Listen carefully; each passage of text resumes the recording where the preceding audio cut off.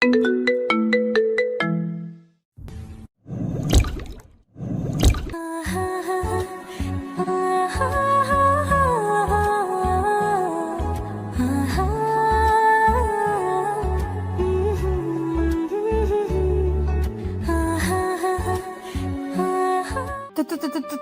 আমার দিকে এমন করে এগোচ্ছ কেন?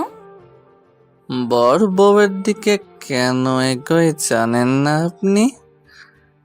জানি, কিন্তু তুমি কি করতে চাইছো বলো? কারণ আমি আপনাকে আদর করতে চাই। আমার আদর চাই এখন। আমি তোমাকে বর হিসেবে মানি না, প্লিজ আমার কাছে এসো না। তোমাকে দেখে আমার ভয় লাগছে। আদর করলে তো ভয় একটু লাগবেই। আজকে যদি আদর করি, পরে আর ভয় লাগবে না। কাছে আসেন না ভাবি। ঈশান, আমি তোমার ভাবি হই, প্লিজ এরকম কিছু করো না, তাহলে আমার অনেক ভয় লাগবে। আমি তোমাকে অনেক বিশ্বাস করি, প্লিজ আমার সাথে এমন কিছু করো না। ভাবি হতেন, কিন্তু এখন আপনি আমার বউ। তাছাড়া আমি আপনাকে বউ হিসেবে মানি, তাহলে ভাবি হিসেবে মানব কেন? আর আপনি কি আমাকে বিয়ে করেছেন দেবর বলার জন্য? হ্যাঁ, আমি তোমাকে বর হিসেবে মানি না। তুমি একদম আমার সাথে উল্টাপাল্টা কিছু করবে না, তাহলে আমি সত্যি এখন চিৎকার করব আর কান্না করে দিব। বলবো তুমি আমার সাথে উল্টাপাল্টা কিছু করেছো। আপনার যা বলার আপনি বলতে পারেন, তাতে আমার কিচ্ছু যায় আসে না। এখন আপনি আমার বউ, আপনাকে আমি আদর করতে পারি। আর আপনি চিৎকার করলে তাতে খেয়েও আসবে না। সবাই ভাববে আপনি ব্যথা পাচ্ছেন, ওই জন্য চিৎকার করছেন। আচ্ছা, ভাইয়া কি আপনাকে আদর করেনি?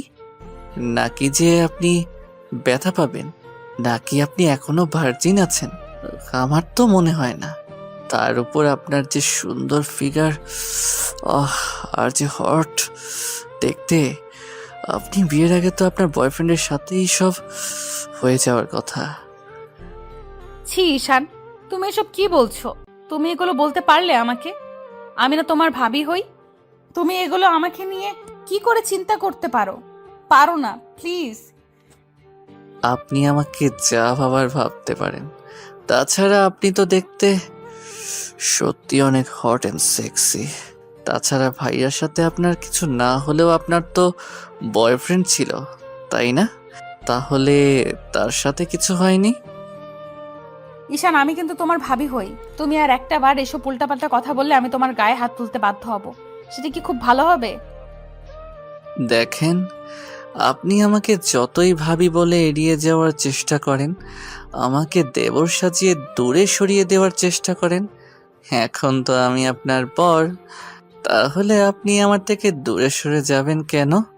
আমি তো আপনাকে ভালোবাসি, এখন আপনার থেকে আদর পেতে চাই।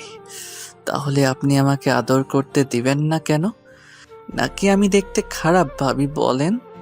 আপনি তো বলতেন যে বিয়েটা করে নেবেন, তাহলে এখন আপনি আমাকে মানতে চাইছেন না কেন? নাকি আমি কোনো বাজে কাজ করেছি যার জন্য আপনি আমাকে এমন করে দূরে সরিয়ে দিতে চাইছেন? ঈশান, আমি তোমার চিন্তা ভাবনা দেখে অবাক হয়ে যাচ্ছি।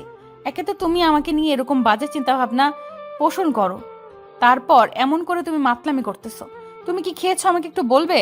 তোমার হাব ভাব দেখে আমার ভালো লাগছে না, তাই প্লিজ তুমি এমন কথা না বলে আমাকে বলো কি হয়েছে। আর তুমি তো বলেছিলে বিয়েটা করবে না, তাহলে হুটহাট বাসর ঘরে এসে এরকম করতে শুরু করেছো কেন? কি হয়েছে তোমার? নিজের বউয়ের থেকে কেউ দূরে সরে থাকতে পারে, আমিও পারবো না। তাছাড়া আপনাকে আমার প্রচণ্ড পরিমাণে ভালো লাগে। আর আজকে আপনাকে পুরো আমার বউয়ের মতো লাগতেছে। বউয়ের মতো কি, আপনি তো আমারই বউ। তাছাড়া চিন্তা ভাবনা পোষণ করার কি আছে? এখনকার মেয়েরা তো এরকমই। আর ভাইয়ার সাথে তো আপনার সবই হওয়ার কথা, কারণ 3টা মাস আপনার সাথে ভাইয়ার বিয়ে হয়েছিল। হাহ, তাহলে আপনি কিভাবে ভার্জিন সেটা বলতে চাইছেন? তুমি আমাকে যেমনটা ভাবছো আমি অতটা বাজে মেয়ে নই। দেখো, তোমার ভাইয়া আমাকে বিয়ে করেছিল ঠিকই, কিন্তু সে অন্য কাউকে ভালোবাসতো। তোমার আব্বু তাকে ত্যায্য পুত্র করে দিয়েছিল দেখেই আমাদের বিয়ে দিয়েছিল। আমি বিয়ের 1 মাস পর জানতে পেরেছি তোমার ভাইয়া কারোর সাথে রিলেশনে আছে, কিন্তু তখনও আমাকে ইগনোর করে যেত। আমি তাকে বারবার মায়ে ফেলার চেষ্টা করেছি, কিন্তু সে আমাকে ভালোবাসেনি। আমি যখন বুঝতে পারলাম তখন বাসায় বলে দিই, আর তখন আব্বু আম্মু আমাকে বারণ করেছিল। তোমার বাসায় বলতেই আম্মু বলেছিল মেয়েদেরকে তার স্বামীকে আঁচলে বেঁধে বেঁধে রাখতে হয়। আমিও সেটাই চেষ্টা করেছিলাম, কিন্তু তার বিপরীত হবে। তোমার ভাইয়া যে বাসা থেকে চলে যাবে সেটা আমি ভাবতেই পারিনি। ও, তার মানে আপনি বলতে চাইছেন যে বিয়ের আগে আপনি যাই করেছেন না কেন, না করেছেন, কিন্তু ভাইয়ার সাথে আপনার কিছুই হয়নি, তাই তো? তাতে কি, বিয়ের আগে তো আপনার বয়ফ্রেন্ড ছিল, তাহলে আপনার বয়ফ্রেন্ড আপনাকে আদর করেনি, ভালোবাসেনি? ঈশান, তুমি কিন্তু বাড়াবাড়ি করে ফেলছো। আমি তোমার থেকে সিনিয়র, আর তোমার ভাবি, আর ভাবিকে তুমি এসব বাজে বাজে প্রশ্ন করতে পারো না। দেখেন, আপনি এসব উল্টাপাল্টা কাজ করতে পারবেন, আর আমি আপনাকে একটা প্রশ্ন করলেই দোষ। একদম আমার উপর রাগারাগি করবেন না। এখন কিন্তু আমি আপনার বর, আর আপনি কাকে ভাবি বলে দাবি করতে বলছেন? একটা সময় আপনি আমার ভাবি ছিলেন, কিন্তু আমি আপনার দেবর থাকলেও এখন আপনাকে বউ হিসেবে মানি আর আদর করতে চাই। ওই জন্যই বাসর ঘরে এসেছি, আপনি কিন্তু আমাকে আজকে আদর করতে দিবেন। অনেক ভালোবাসবো আপনাকে আজকে। আচ্ছা ঠিক আছে, তুমি যখন বিশ্বাস করতে চাইছো না, তাহলে তোমাকে আমি আমার এক্স বয়ফ্রেন্ডের সাথে কথা বলিয়ে দিব, আর তুমি আমার ফ্রেন্ডগুলোর কাছে শুনবে। আমি ওদের কাছে সবই শেয়ার করতাম।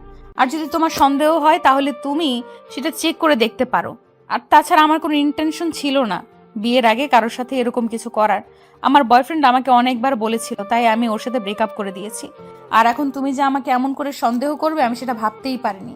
তুমি আজকে যাকে বিয়ে করেছো না, সে এখনো পিওর ভার্জিন আছে। তুমি সেটা বিশ্বাস করো বা নাই করো। তাহলে তো হয়েই গেল। আমি যেমন বউটা চাইছিলাম তেমনটাই পেয়েছি। তারপরও ভয় পেয়ে গেছিলাম যে ভাইয়া তো আপনার সাথে সব করে নিয়েছে, কিন্তু আমার বিশ্বাস হচ্ছিল না যে ভাইয়া আপনার সাথে কিছু করতে পারে। কারণ ওই মেয়েটার সাথে ভাইয়ার বিয়ের আগে সব কিছু হয়ে গেছিল, সেটা আমি কয়েকটা দিন আগেই জানতে পারলাম। আর ওই মেয়েটা এখন প্রেগনেন্ট। ভাইয়া ওকে নিয়ে দেশের বাইরে চলে গেছে। যাওয়ার আগে আমার সাথে কথা হয়েছিল, ভাইয়া বলেছিল আব্বু আম্মুকে বোঝাতে, আর না হলে আপনাকে বিয়ে করে নিতে। আমি মানতে পারছিলাম না, ভাইয়ার উপর অনেকটা রাগ করেছিলাম। ভাইয়া আমাকে অনেক রিকোয়েস্ট করেছিল, কারণ ওই মেয়েটা নাকি সুইসাইড করার চেষ্টা করেছিল, বলেই ভাইয়া এটা করতে বাধ্য হয়েছে। এখন আপনি যদি আমাকে মেনে না নেন তাহলে আমি আর কি করব বলেন? কি করবে মানে? তুমি আমার থেকে দূরে সরে থাকার চেষ্টা করবে, আমার থেকে অনেক দূরে যাবে। আমি তোমাকে কখনোই বর হিসেবে মানবো না, তোমাকে ভালোবাসতে পারবো না। পাগল নাকি পায়জামা, যে আমি আমার বউকে ছেড়ে দূরে থাকবো? কখনো না। 22টা বছর দেরি করে বউ পেয়েছি, তার উপর বউকে দূরে সরিয়ে রাখবো কখনো? কেন? আমি তো প্রথমে আপনাকে মানতে চাইছিলাম না, কিন্তু আব্বু আম্মুকে অনেক বুঝিয়েছে, আমার বোনটা আমাকে অনেক বুঝিয়েছে। বলেছে বউকে আদর করতে হয়, ভালোবাসতে হয়, তাহলে সে লাইনে আসবে। দেখেন, আপনি যেমনই হন, আমি আপনাকে বিয়ে করেছি ভালোবাসার জন্য, তাই প্লিজ আমাকে দূরে সরিয়ে দিবেন না। কিন্তু ঈশান, আমি তোমাকে ভালোবাসতে পারবো না। তুমি খুব ভালো করেই জানো তোমার ভাইয়ার সাথে আমার বিয়ে হয়েছিল, আর যে ছেলেটাকে আমি নিজের ছোট ভাইয়ের মতো ভেবে আসছি, তাকে কি করে নিজের স্বামীর জায়গাটা দিব বলো? তুমি এত সহজে পাল্টি খেলে কি করে? তুমি না বলতে যে তুমি আমাকে বিয়ে করবে না, তাহলে এখন আবার এরকম ভাবে উল্টাপাল্টা কথা বলছো কেন? তুমি কি খেয়ে এসেছো সেটা বলো তো। আপনার যা ভাবার আপনি ভাবতে পারেন। আমি আজকে আপনার প্রেমে পাগল হয়ে গেছি, প্রেমে মাতাল হয়ে গেছি। আপনার আদর আমার চাই, আপনাকে আমি কাছে পেতে চাই, অনেক বেশি ভালোবাসতে চাই।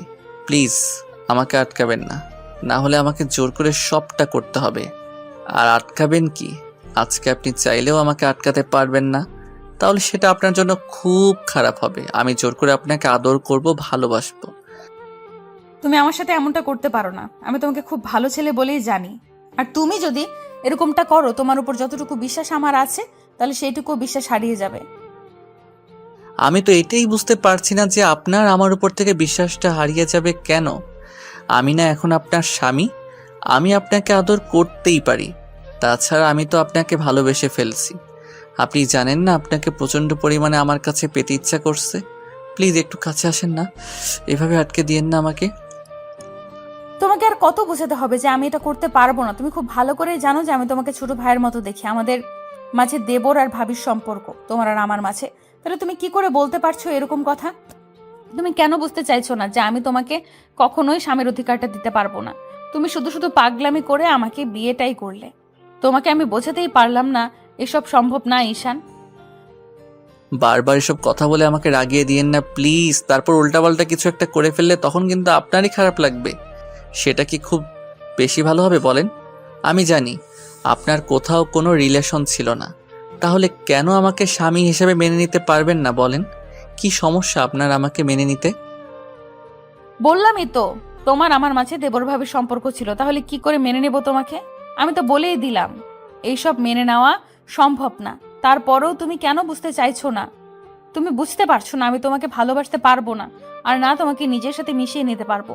শুধু শুধু তুমি এই বিয়েটা করলে আর আমাকে এরকম একটা বাজে পরিস্থিতির মুখে ফেললে। তার মানে আপনি আমাকে কাছে পেতে চান না? আচ্ছা, ভাইয়ার মতো আমিও যদি আপনার থেকে হারিয়ে যাই তাহলে তখন কি করবেন আপনি? ঈশানের মুখে এমন কথা শুনে আদ্রিতা অসহায়ভাবে ওর মুখের দিকে তাকিয়ে রইল।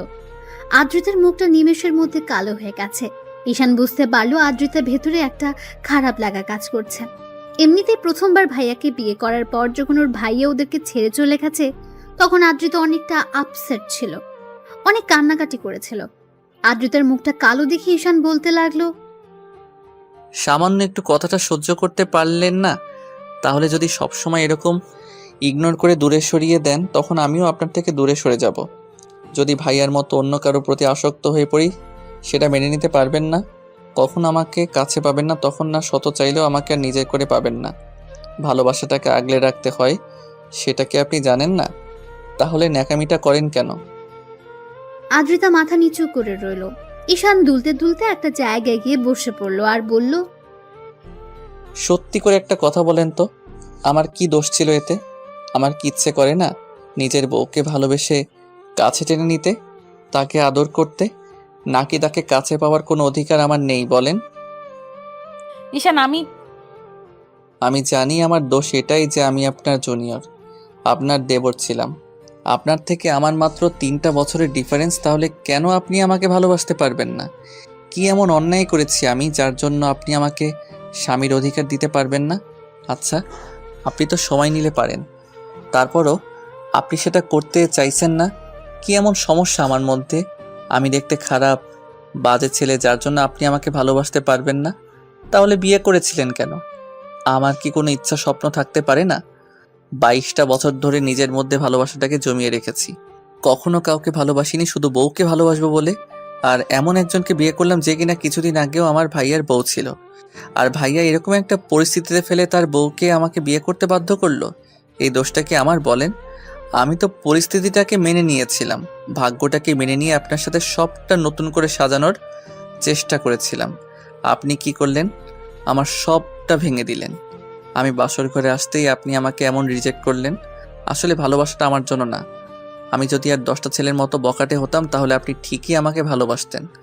আমার মধ্যে না কোনো বাজে নেশা আছে, না কোনো মেয়ের সাথে আমি রিলেশনে আছি। আসলে কি বলেন তো, আমি না এখন আপনার থেকে কোনো কেন জানি দূরেই থাকতে পারছি না, আর আপনি আমাকে এমন করে দূরে সরিয়ে দিচ্ছেন। প্লিজ ঈশান, এগুলো বলো না, আমি এগুলো শুনতে পারছি না। প্লিজ এসব বলো না। আজকে এগুলো আপনাকে শুনতেই হবে। আপনি যদি আমাকে বিয়েটা নাই করবেন তাহলে কালকে রাতেও আমাকে বলতে পারতেন আমি বিয়েটা করতাম না। সেটা না করে ঢং দেখিয়ে বিয়েটা করলেন, কিন্তু এখন আমাকে মানতে পারবেন না বলছেন। আমার কি কোনো ইচ্ছা স্বপ্ন নেই, নাকি আমার স্ত্রীর কাছ থেকে আমার কোনো চাহিদা থাকতে পারে না বলেন? ছি, তোমার চিন্তা ভাবনা এতটা বাজে। তুমি এসব চিন্তা আমাকে নিয়ে করতে পারো কি করে ঈশান? হ্যাঁ জানি আমি বাজে, আমি ফাজিল একটা ছেলে, ওই জন্য কেউ আমাকে কখনো ভালোবাসেনি। আমার চেহারাটা বাজে, ওই জন্য আপনি আমাকে ভালোবাসতে চাইছেন না তো। কিন্তু দেখবেন একটা সময় আপনি নিজে থেকে আমাকে ভালোবাসতে চাইবেন, তখন না অনেক বেশি দেরি হয়ে যাবে। হয়তো দূরে কোথাও হারিয়ে যাব, না হলে অন্য কারো মায়ায় পড়ে যাব। আমি আর এভাবে নিজেকে কষ্ট দিব না। অনেক নিজের ভালোবাসাটাকে নিজের মধ্যে জমিয়ে রেখেছি, তারপরও কারো মাঝে সেটা বিলিয়ে দেইনি, শুধু বউকে ভালোবাসবো বলে। আর আজকে বাসর ঘরে আসার পর আপনি এমন কিছু বললেন, এসব কথা শোনার পর মনে হচ্ছে এই বিয়েটা না করাটাই আমার জন্য শ্রেয় ছিল। ঈশানের এরকম কথা শুনে আদ্রিতা ফ্যাল ফ্যাল করে ওর মুখের দিকে তাকিয়ে রইল। আদ্রিতা বুঝতে পারছে ঈশান ওর কথাগুলো শোনার পর কতটা কষ্ট পেয়েছে, যার জন্য সব কথা বারবার বলেই যাচ্ছে। ঈশান জানে আদ্রিতা এত সহজে কাছে আসতে দেবে না, না ওকে আদর করতে দেবে, যার জন্য ঈশানের প্রচন্ড পরিমাণে রাগও হচ্ছিল। তার উপর ঈশান এরকম একটা নেশার ওষুধ খেয়েছে, যার জন্য ওর ভেতর খুব উত্তেজনা কাজ করছে। ঈশান একটা নেশার দৃষ্টিতে আদ্রিতার দিকে তাকিয়ে আছে, আর যদি ওকে বারণ করে চলেছে, তাই ঈশান বেশ কিছুক্ষণ ওর দিকে তাকিয়ে রইল। তারপর একটা সময় ওর অনেকটা কাছে চলে গেল। আদ্রিতা পেছাতে পেছাতে দেয়ালের সাথে ঠেকে গেল। ঈশান আদ্রিতাকে জোর করে কাছে টেনে নেয়। আদ্রিতা একদম ভয় পেয়ে চুপসে গেছে। ঈশান আলতো করে ওর ঠোঁটের উপর আঙ্গুল দিয়ে স্লাইড করে বলল, কোনো কথা নেই, আজকে রাতে শুধু আমি আর আপনি, আপনি আর আমি দুজন দুজনকে ভালোবাসবো। আপনি তো ভাইয়ার আদর পাননি, আজকে দেখবেন আমি আপনাকে কত ভালোভাবে আদর করে দিই। আপনার ভালো লাগবে, প্লিজ আমাকে আটকাবেন না। আর আমি তো আপনার স্বামী, কি করে আটকাবেন আমাকে? আমি জানি আপনি কখনো আমাকে আটকাবেন না। হ্যাঁ, এটা ঠিক যে মেনে নিতে সমস্যা হবে, তারপরও আজকে আদর করে দেখেন, আপনি আমাকে ভালোবাসতে শুরু করবেন। ঈশান প্লিজ আমার সাথে এমন করো না। তুমি জানো আমি তোমার ভাইয়ার বউ ছিলাম, তাহলে তুমি কেন আমার সাথে এমন মিসবিহেভ করছো? তুমি আমাকে একটু সময় দিবে না প্লিজ? এরকমটা করো না, আমি জানি তুমি এমনটা কখনো করবে না। কেন করব না? নিজের বউয়ের সাথে না করলে কার সাথে করব? আর আপনি বারবার ভাইয়ার কথা বলছেন। আপনি তো ভাইয়াকে ভালোবাসতেন না, ভাইয়ার ভালোবাসা পাননি। রিসেন্টলি আপনার ব্রেকআপ হয়েছিল, এই জন্য ভাইয়াকে জোরও করেননি আপনার সাথে কিছু করার জন্য। তাহলে আপনি তো আমাকে ভাইয়ার সাথে ডিভোর্স হয়ে যাওয়ার পরেও আপনি কোনো ভালোবাসতে পারবেন না বলেন? ঈশানের কথাগুলোতে আদ্রিতার দিকে কেমন চুপচাপ হয়ে গেল। ওর বলার মতো আর কিছুই নেই। এবার ঈশান ওর ঠোঁট জোড়া আলতো করে আদ্রিতার কপালে ছোঁয়ালো। আদ্রিতা চোখ জোড়া বন্ধ করে নিল। ঈশান ওর সারা মুখে কিস করতে লাগলো, যার জন্য আদ্রিতা ওকে আটকানোর চেষ্টা করলো। ঈশান ওর হাতগুলো পেছনের দিকে নিয়ে আটকে দিয়ে তারপর এক হাতে ওর মুখের পাশে রেখে তারপর ওর ঠোঁট জোড়া দখল করে নিল। আদ্রিতা কোনো উপায় না পেয়ে একদম জড়সড় হয়ে গেল। আজকে প্রথম কোনো পুরুষের স্পর্শ আদ্রিতার ঠোঁটে পড়ল। ওর শরীরের মধ্যে যেন এক প্রকার কারেন্ট বয়ে গেল। ও একদম পাথরের মতো দাঁড়িয়ে আছে। ঈশান ওর ঠোঁটে পাগলের মতো কেস করতে শুরু করল। আদ্রিতার নিঃশ্বাস ভারী হয়ে আসছে। ও জানতো না এমন করে ঈশান ওকে স্পর্শ করতে শুরু করবে। ঈশানের আব্বু আম্মু আদ্রিতাকে অনেক বুঝিয়েছে আর আদ্রিতাকে বিয়ে করে নিতে বলেছে। আর আদ্রিতা ওর ভাবি হলেও দেখতে অসম্ভব সুন্দরী। তার উপর রিসেন্টলি কয়েকদিন আগে ঈশানের ভাইয়া অন্য একটা মেয়ের সাথে পালিয়ে গেছে, কারণ ঈশানের আব্বু যখন ভাইয়ার সম্পর্কে জানতে পারে ও অন্য কোথাও বিয়ে করেছে আর সেই মেয়েটা এখন প্রেগনেন্ট, মেয়েটা সুইসাইড করার চেষ্টা করেছে, তখন আব্বু ভাইয়াকে তেজ্যপুত্র করে দিতে চাইলে ভাইয়া ওই মেয়েটাকে নিয়ে দেশের বাইরে চলে যায়, যার জন্য ঈশান প্রচন্ড পরিমাণে রেগে যায়। ওই রকম একটা কার্যকাণ্ডে আর শেষ পর্যন্ত সম্মান বাঁচানোর জন্য দায়িত্ব পড়ে ঈশানের ঘাড়ে। আর আদ্রিতাকে ঈশানের বিয়ে করতে হয়। ঈশানের আদ্রিতা দুজনেই বারণ করছিল। তারপর একটা সময় আব্বু অনেক রিকোয়েস্ট করতে আর ঈশানের বোন ওকে বোঝাতেই ঈশান ভাবে বিয়েটা করেই নেবে। আব্বুর সম্মান বাঁচাতে আর রাতে যেন ওদের মাঝে কিছু একটা হয় তার জন্য ঈশানের ছোট বোন প্ল্যান করে ওকে একটা নেশার ওষুধ খাইয়ে দিয়েছিল, যেন আদ্রিতা ওকে ছেড়ে যেতে না পারে। কারণ আদ্রিতা বিয়েতে রাজি ছিল না, শুধু আব্বুর রিকোয়েস্টে রাজি হয়েছিল। ওরা চেয়েছিল ওদের জন্য একটা বেবি চলে আসে, সেটা খুব শীঘ্রই, আদ্রিতা যেন ওদের ছেড়ে যেতে না পারে। এজন্য আম্মু আর ঈশানের বোন ওকে দুধ খাওয়ানোর নামে দুধের সাথে মিশে একটা নেশার ওষুধ খাইয়ে দেয়।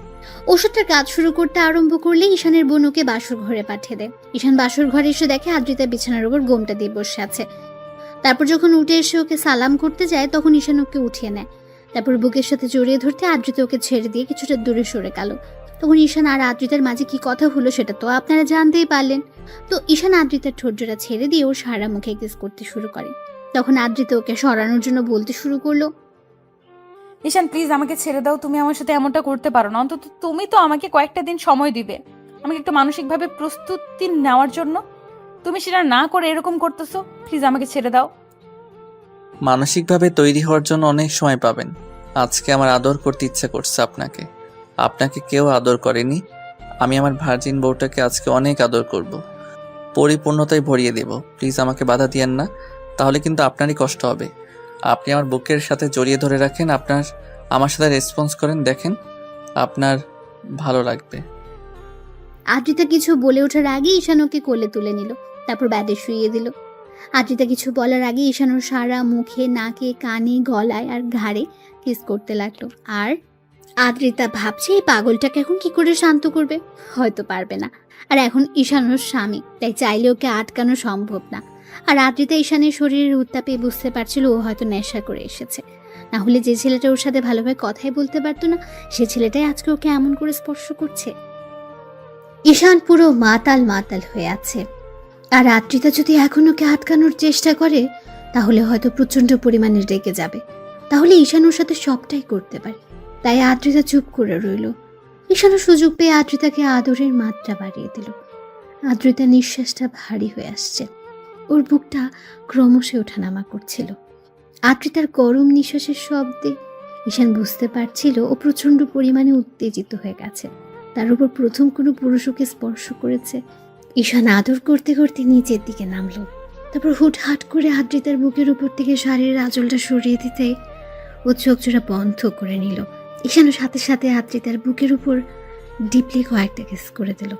ঈশানার স্পর্শে আদ্রিতার মধ্যে অজানা এক শিহরণ বয়ে গেল। ও প্রচন্ড পরিমাণে কেঁপে উঠল। আদ্রিতা আর থাকতে না পেরে ঈশানকে বুকের সাথে খুব শক্ত করে চেপে ধরল। আদ্রিতা থেকে প্রথম কোনো রেসপন্স পেয়ে ঈশানও বুঝে গেল এখন আর আদ্রিতা চাইলে ওকে বাধা দিতে পারবে না। তাই ঈশান আদ্রিতার শরীর থেকে সব কাপড়গুলো সরিয়ে নিয়ে কিস করতে লাগলো। ঈশানের প্রতিটা স্পর্শে আদ্রিতা কেঁপে কেঁপে উঠছিল আর দুই হাত দিয়ে ঈশানের চুলগুলো আঁকড়ে ধরেছিল। ও অনেকটা উত্তেজিত হয়ে গেছে। এমন পাগল করা স্পর্শগুলো আদ্রিতা সহ্য করতে না পেরে দাঁত দিয়েও ঠোঁটজোড়া কামড়ে ধরল। আদ্রিতা রেসপন্স না করলেও ঈশানকে আর আটকানোর চেষ্টা করছে না। ঈশান পুরো উত্তেজিত হয়ে গেছে। তারপর একটা সময় নিজেও শরীর থেকে সবটা খুলে ফেলল। তারপর আদ্রিতাকে আবার আদর করতে শুরু করলো। ঈশানের আদরের মাত্রাটা আস্তে আস্তে দ্বিগুণ হয়ে যাচ্ছে। আদ্রিতার থাকতে না পেরে রেসপন্স দিতে আরম্ভ করলো। তো একটা সময় ঈশান কিস করতে করতে আদ্রিতার নাভি অবধি চলে গেল। তারপর নাভি থেকে বেশ কিছুক্ষণ করে তাকিয়ে রইল। আদ্রিতার কিউট আর হট নাভিটা ঈশানকে আরো উত্তেজিত করে দিচ্ছিল। ঈশানের স্পর্শ না পেয়ে আদ্রিতার চোখ খুলল। ঈশান ট্যাপ ট্যাপ করে ওর নাভিটার দিকে তাকিয়ে আছে। এবার ঈশান আদ্রিতার মুখের দিকে তাকালো। তখন ও বলল, কি দেখো এমন করে? আপনার নাভিটা না অনেক কিউট আর হট, আর নাভির পাশের তিলটা না এত বেশি হট লাগছে, যার জন্য আদর করে ভরিয়ে দিতে ইচ্ছা করছে। আদ্রিতা উত্তেজনার ঘোরেও ঈশানের কথাতে লজ্জা পেয়ে পুরো লাল হয়ে গেল। ও কিছু বুঝে ওঠার আগে ঈশান নাভিতে নাক ডুবিয়ে দিল। আদ্রিতা এবার ঘন ঘন নিঃশ্বাস ফেলতে লাগলো। ও বারবার ঈশানের চুলগুলো শক্ত করে দু হাত দিয়ে খামচে ধরেছে। পুরো রুমটা জুড়ে শুধু দুজনের নিঃশ্বাসের শব্দটাই ভেসে বেড়াচ্ছে। ঈশান আদ্রিতার নাভিতে কয়েকটা ডিপ কিস করলো আর সাথে অসংখ্য লাভ বাইট দিল। তাতে আদ্রিতা ঈশানকে আরো শক্ত করে ওর নাভির সাথে চেপে ধরল। তারপর ঈশানও আর দেরি না করে আদ্রিতাকে ভালোবাসার গভীর স্পর্শ দিতে লাগলো। ওর প্রথম স্পর্শটা পেতে আদ্রিতা একদম শিউরে উঠল আর ওকে শক্ত করে আঁকড়ে ধরল। আদ্রিতার নখগুলো ঈশানের পিঠে বসে যাচ্ছে, সেদিকে ওর কোনো খেয়াল নেই। ঈশান শুধু ওকে স্পর্শের উপর স্পর্শ দিয়ে যাচ্ছে আর পুরো রুমটা জুড়ে শুধু দুষ্টু মিষ্টি কিছু শব্দ ভেসে বেড়াতে লাগলো। আর আদ্রিতা না চাইতে ওর দেবর জুনিয়র মাতাল বরটাকে নিজের বুকের সাথে জড়িয়ে নিচ্ছে। তারপর একটা সময় ঈশান ক্লান্ত হয়ে আদ্রিতার বুকে মাথা দিয়ে ওকে জড়িয়ে ধরে ঘুমিয়ে পড়লো। আদ্রিতা কেমন যেন ওর মুখের দিকে তাকিয়ে রইল। তারপর দুজনের উন্মুক্ত শরীরের দিকে তাকিয়ে তারপর কোনো রকম একটা চাদর টেনে দিয়ে ঈশানকে ওভাবেই জড়িয়ে ধরে রেখে ওর চুলের মধ্যে এক হাত নিয়ে খেলা করতে লাগলো আর চোখের জল ফেলতে লাগলো। আদ্রিতা ভাবতেও পারেনি আজকে ওর লাইফে এমন কিছু ঘটে যাবে। ভেবেছিল ঈশান হয়তো ওর কথাটা মানবে, কিন্তু ঈশান নেশা করে আসছে সেটাও জানতো না। আর তারপর ওর সাথে এমন কিছু করবে সেটা ধারণারও বাইরে ছিল। আদ্রিতা সারাটা রাত আর ঈশানকে সরানোর চেষ্টা করছিল না। ওর মনে শুধু একটু আগে ঈশানের বলা কথাগুলো মনে পড়তে ভাবছিল, ঈশান তো ঠিকই বলেছে, ও তো এখন আমার স্বামী। আমি চাই বা না চাই ওকে আমার মেনে নিতেই হবে। আজকে হোক বা কালকে হোক, ও তো আমাকে ভালোবাসবেই। তাছাড়া ও আমার থেকে ওর এইটুকু ডিজার্ভ করতেই পারে, এটা সাধারণ বিষয়। তাহলে আমি কেন ওকে এরকম রিয়্যাক্ট করছি? এই জন্যই কি ওকে মেনে নিতে পারছি না? কারণ ও আমার দেবর ছিল, আমার বরের ছোট ভাই ছিল, কিন্তু এখন তো ওই মানুষটার সাথে আমার কোনো সম্পর্ক নেই। যে আমাকে ঠকিয়েছে তার জন্য আমি অন্যের ভালোবাসাটা কেন নষ্ট করব? যে আমাকে কষ্ট দিয়েছে তার দেওয়া কষ্টটা আমি আরেকজনকে কেন দেব?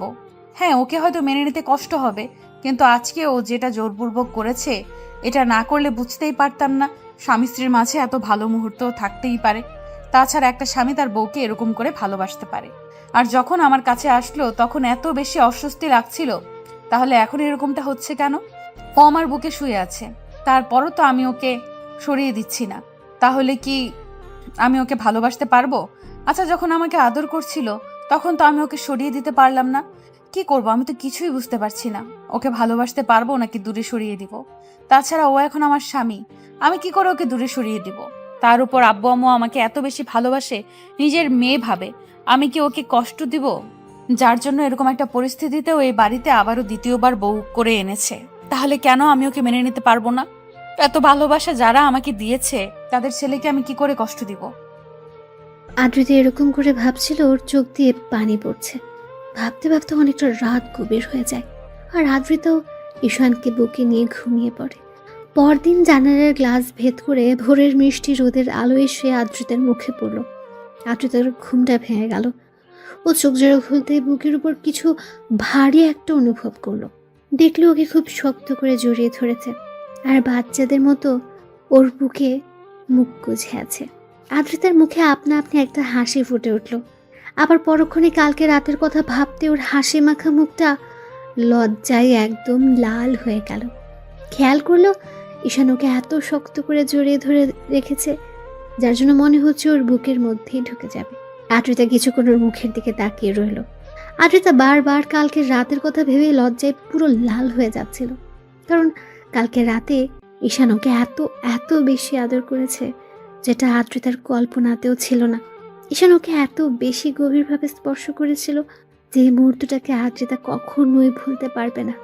আদ্রিতা খেয়াল করলো ঈশানের পুরো মুখে আর সারা শরীরে লিপস্টিকের অসংখ্য ছাপ, যেটা দেখে ওর বুঝতে বাকি রইল না কালকে রাতে কি একটা কাজ করে ফেলেছে।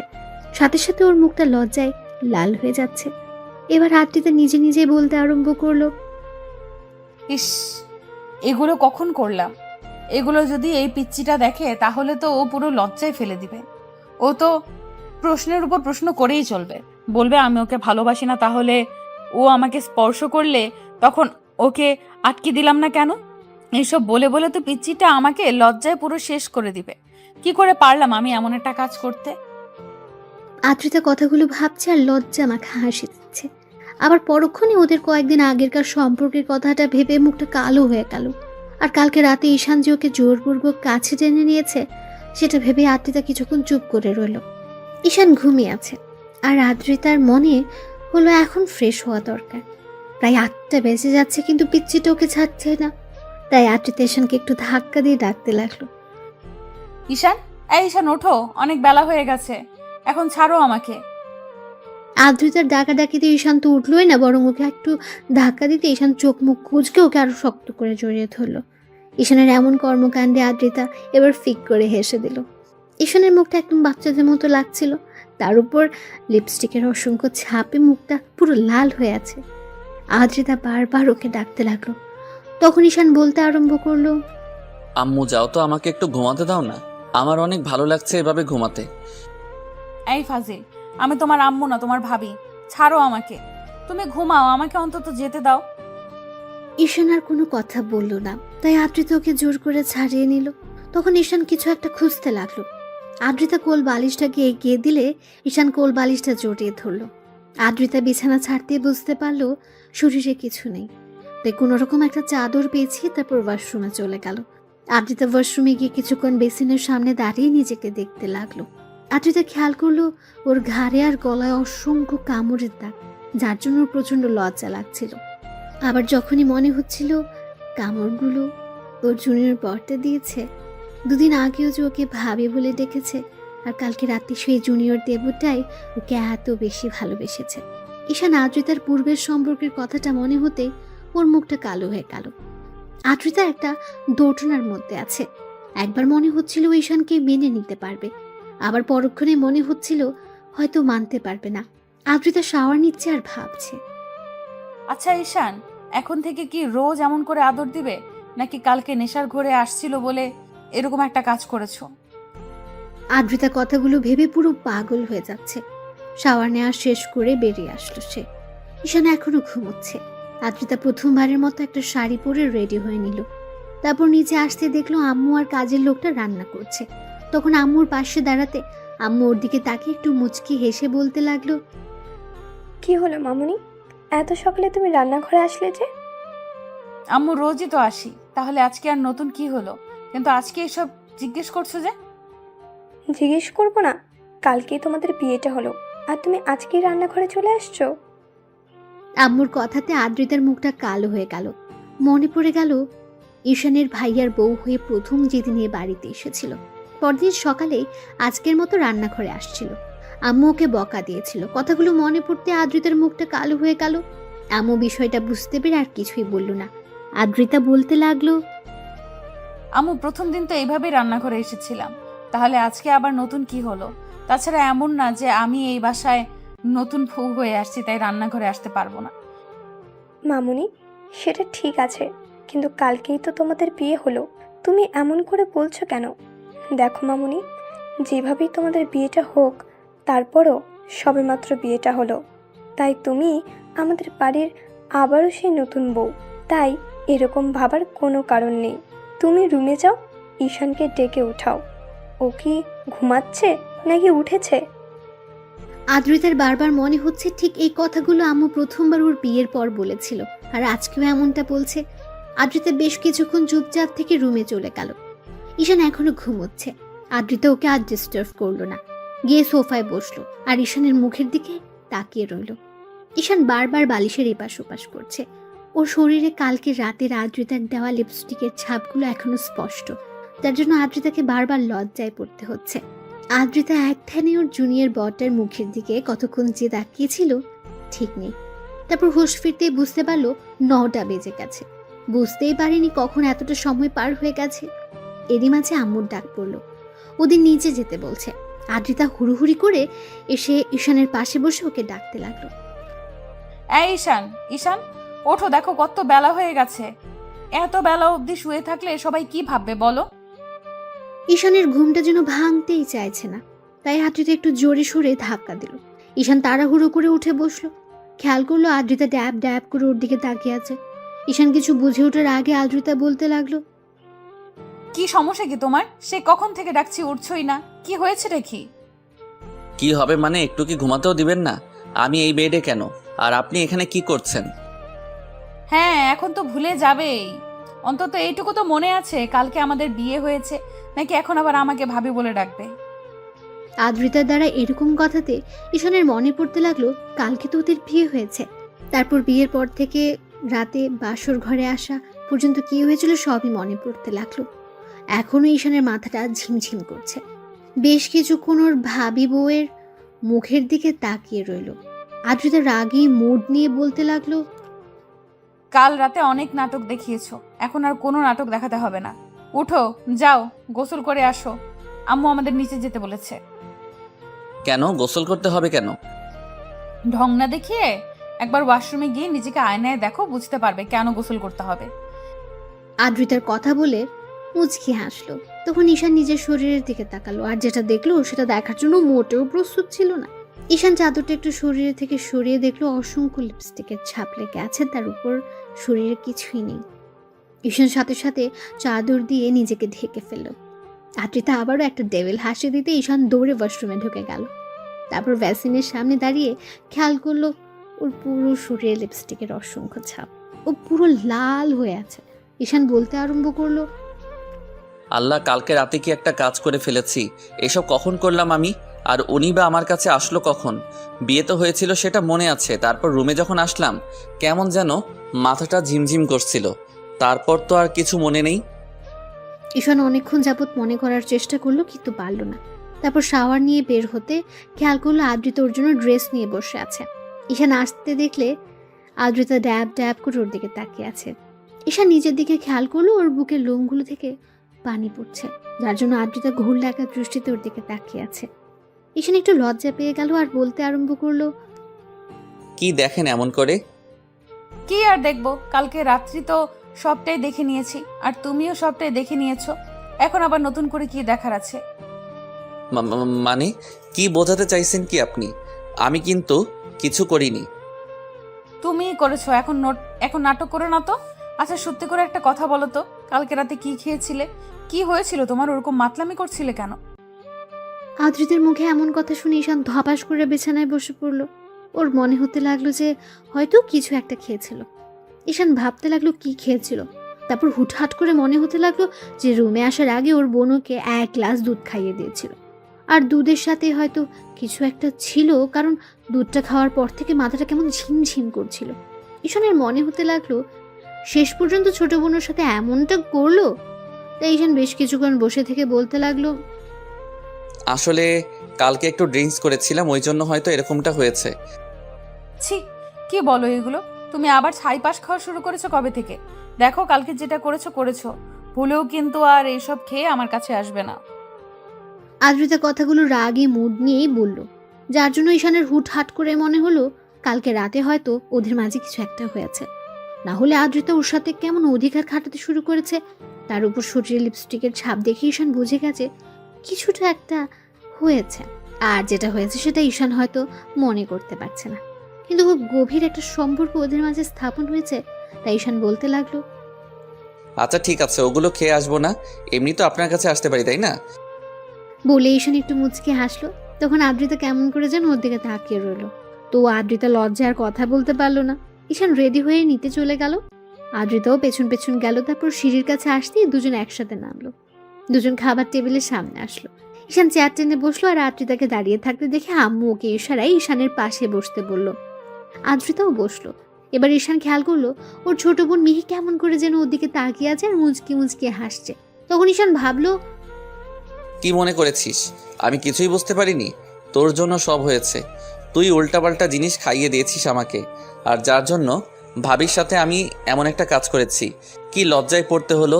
যতই উনি আমার বউ হোক, কিন্তু প্রথম দিনে এরকম একটা কাজ করে ফেললাম।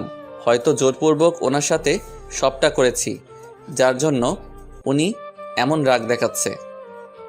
তো সবাই খাওয়া শুরু করলো। তখন আম্মু বলতে আরম্ভ করলো, আপু শোনো, খাওয়া দাওয়া করে কোথাও বের হতে হবে না। তুমি এক কাজ করো, আদ্রিতা মামুনিকে নিয়ে শ্বশুর বাড়ি থেকে ঘুরে আসো। শ্বশুর বাড়ির কথাটা শুনে ঈশান বিষম খেল আর কাশতে আরম্ভ করলো। তখন আদ্রিতা তাড়াহুড়ো করে ওর দিকে 1 গ্লাস পানি এগিয়ে দিতে লাগলো। আর মিহি বলতে লাগলো, দেখেছো আম্মু, এমনিতে কত ভালোবাসা আর তো দিন পরেই আছে। ভাইয়া শ্বশুরবাড়ির কথাটা শুনে তুই বিষম খেলি কেন? এত অবাক হওয়ার কি আছে? আদ্রিতা ঈশানকে পানি খাওয়াতে ব্যস্ত ছিল। ঈশান পানিটা খেয়ে মিহির দিকে রাগি চোখে তাকিয়ে রইল। তখন মিহি বলল, আমি বলছি যে বিয়ের দ্বিতীয় দিন তো শ্বশুরবাড়িতে থাকতে হয়, তাই না? তাহলে যাবে না কেন? ভাবি তুমি একটু ভাইয়াকে বলো না। আদ্রিতার সামনে কি বলবে এটা তো স্বাভাবিক বিষয়। বিয়েটা যেভাবেই হোক, এখন তো ওটাই ঈশানের শ্বশুর বাড়ি, তাহলে যাবে না কেন? অবশ্যই যাবে। ওগো, তুমি বলো না কেন? তোমার ছেলে কিন্তু আমার কথা শুনবে না। যাবে না মানে 100 বার যাবে। আর আব্বু এখন বাসা থেকে বের হবে না। আমি খুব ভালো করে জানি বিয়ের জন্য তুমি এই কয়দিন বাসা থেকে বের হওনি, যার জন্য আশফাস করছো। খাওয়া দাওয়া করেই হয়তো বেরোনোর চিন্তা ভাবনা নিয়েছো। কোথাও বেরোতে হবে না। কয়েকদিন আদ্রিতা মামুনিকে সময় দাও, ওদের বাসা থেকে ঘুরে আসো, তারপর অফিসের কাজটা দেখতে শুরু করবে। আব্বু অফিসের কাজ, তাও আবার আমি না করলে হয় না? এখনো তো পড়ালেখাটাই শেষ করতে পারলাম না। দেখো আব্বু, লেখাপড়া শেষ করতে পারোনি তাতে কি? এখন তো তোমাকে এসব দায়িত্ব নিতেই হবে। তুমি ছাড়া আর কে আছে বলো দায়িত্ব নেওয়ার মতো? মিহি সবে মাত্র কলেজে পা রাখলো, ওকে কি দায়িত্ব দিব? আর একটা মেয়ে হয়ে এত দায়িত্ব কি করে নিবে? আব্বু আমি তো বলিনি ছোট বোনকে সব দায়িত্ব দিতে। মেয়ে হয়ে কেনই বা এই দায়িত্ব নিবে? তাহলে সেটাই যেন হয়। তোমাকে আব্বু যেটা বলেছে সেটাই শোনো। আর ভাবিকে নিয়ে আজকে ঘুরতে আসবে, কেমন? আমরা খুব শীঘ্রই একটা পুচকে দেখতে চাই যে আমাকে ফুপি বলে ডাকবে। মিহির এরকম বেফাস কথা শুনে ঈশান আবারও কাশতে আরম্ভ করলো। এবার আদ্রিতা লজ্জা পেয়ে দৌড়ে সেখান থেকে চলে গেল। তখন আম্মু বলতে আরম্ভ করলো, ফাজিল মেয়ে, সবার সামনে কিভাবে কথা বলতে হয় সেটা শেখুনি, তাই না? আমি খারাপ আবার কি বললাম? আম্মু, তোমাদের কি ইচ্ছা করে না নাতি নাতনির মুখ দেখতে? তোমাদের না হয় ইচ্ছা করে না, কিন্তু আমার তো ফুপি হতে ইচ্ছা করে, তাই না? আম্মু, তোমার মেয়েটাকে একটু বোঝাও, কিসব উল্টাপাল্টা কথা বলতে শুরু করে দিয়েছে। ও তো ঠিকই বলেছে, আর কদিন এভাবে থাকবে। বড়টাকে বিয়ে দিলাম, সে যা করলো সেসব এরপর তো ওর প্রতি থেকেই মনই উঠে গেছে। শোনো, বড় ভাইয়ের সাথে আর কোনো যোগাযোগ রাখবে না। আর যদি শুনি ভুলে ওর সাথে কোনো কথা বলছো, তাহলে তোমার কপালে খুব দুঃখ আছে, বলে রাখলাম। ঈশান আব্বুর এমন কথাতে ভাবলো ওই হারামজাদা যেটা করেছে সেটার পর আর ওকে কখনোই কি আমি ফোন দিব ভেবেছ? ওর জন্য আমাকে বিয়েটা করতে হয়েছে। আর কালকে এই পিচ্চি শয়তানটা আমাকে উল্টাপাল্টা কিছু একটা খাইয়ে ভাবির সাথে কি যে করেছে উনি ভালো জানে। ঈশান খাওয়া দাওয়া শেষ করে আব্বু আম্মুর কথা মতো রুমে আসলো। খেয়াল করলো আদ্রিতা ফোনে কথা বলছে। তখন ঈশান বেশ কিছুক্ষণ ওর দিকে তাকিয়ে থেকে ব্যালকনিতে গিয়ে দাঁড়ালো। মনে হতে লাগলো ওর আব্বু আম্মুর সাথে কথা বলছে। তো ঘন্টাখানেক পর ঈশান রুমে আসতে দেখলো আদ্রিতা কি যেন একটা ভাবছে। তখন ঈশান বসে বলতে লাগলো, আপনার কি মনে হয় বাসায় যেতেই হবে? এখানে মনে হওয়ার কি আছে? আব্বু আম্মু অলরেডি ফোন করে দিয়েছে, বলেছে তোমাকে নিয়ে যেতে। এতে আবার মনে হওয়ার কি আছে? দেখো, আব্বু আম্মুর সামনে কোনো সিন ক্রিয়েট করবে না বা করো না। তাছাড়া বিয়েটা হয়েছে, মেনে নেওয়ার চেষ্টা করো। আদ্রিতার মুখ থেকে এরকম কথা শুনে ঈশান অবাক হয়ে ওদিকে তাকিয়ে রইল। তারপর একটু হেসে বলতে আরম্ভ করলো, এসব আমাকে না বলে নিজেকে বোঝান। আপনি ঠিক থাকলেই সব ঠিক। আমি জানি আপনার মেনে নিতে সমস্যা হবে, সেখানে উল্টো আমাকে বলছেন এগুলো। আপনি কি কখনো আমাকে মন থেকে স্বামী হিসেবে মেনে নিতে পারবেন বলেন? ঈশানের এরকম কথাতে আদ্রিতা মাথা নিচু করে নিল। তাই ঈশান আরও কি বিব্রত করলো না। দুপুরে খাওয়া দাওয়া করে আদ্রিতাদের বাসার উদ্দেশ্যে বেরিয়ে পড়লো তারা। তারপর পৌঁছে কলিং বেল দিতে আম্মু দরজা খুলে দিলে।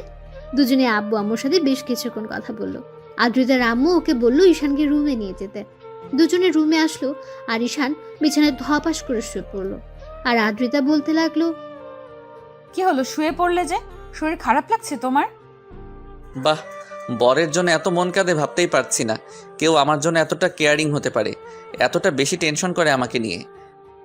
সবসময় এরকম ভাবে কথা না বললে হয় না? বিয়ের আগেও এরকম ভাবে কথা বলেছো আর এখনো বলছো। বিয়ের আগে আবার এসব কথা কখন বললাম? তাছাড়া বিয়ের আগের ঘটনা আর এখনকার ঘটনা তো আলাদা, তাই না?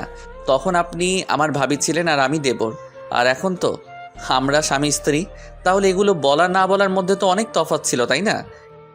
বিয়ে করছো, বাট বিয়েটা তুমি মানো না, আমি মানি। তাহলে কেন এইসব কথা বলছো? হ্যাঁ, আদ্রিতা রাগের মাথায় কথাটা বলে ফেললো আর মুখ ফসকে বেফাস অবস্থাতেই কথাটা বলে ফেললো, যার জন্য নিমেষের মাঝেই ঈশানের মুখটা কালো হয়ে গেল।